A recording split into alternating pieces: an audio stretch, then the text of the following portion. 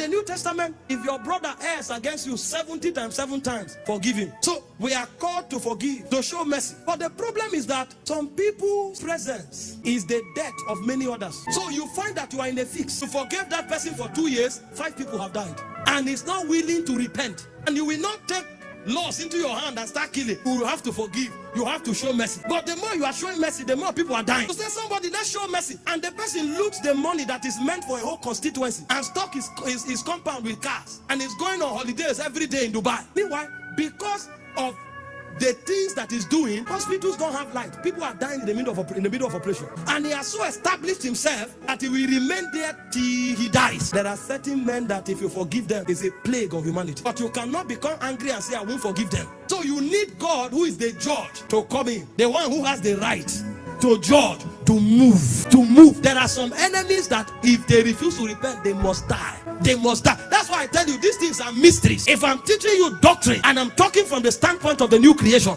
I will tell you mercy, forgiveness. But when God comes in, he's the one that decides what he can do. And sometimes when he comes in, the thing is, suffer not the witch to live. Their head has to be cut off. That's when you know the place of the hand of God. Can I tell you something? There are some people in your family that if they don't die, the next generation, nobody will rise. We find 20 young men, all of them graduates, no job. He has gotten to a tree. There are padlocks on those trees. Destinies of young men and women are there. And you are forgiving and forgiving and forgiving. But he can't repent from his wickedness. If God, who is the judge, does not come here and say, your cup is full, there will be problem. This is why from time to time, the hand of God needs to mantle men so that judgment will come.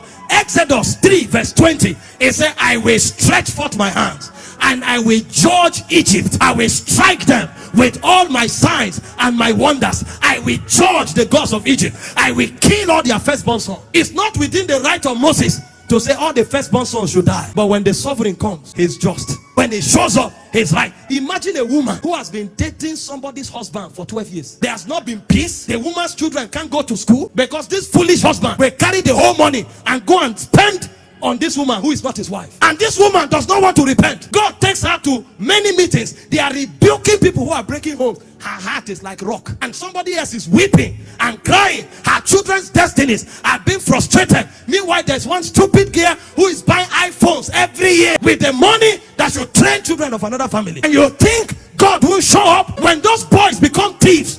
There will be a problem to society. But it's not their fault that they are thieves. It's because their father was foolish and a Jezebel trapped him under her armpit. Those are times when the monarch will show up and they will kill that kind of girl and kill her as an example so that others like her will not die. You will be pained, or you can't kill her because you are not God. There are times when the hand of God show up, and when the hand of God show up, you will see prophets will rise. It will become judgment and the people will die shamefully. It does not contradict the spirit of grace. It is the sovereignty of God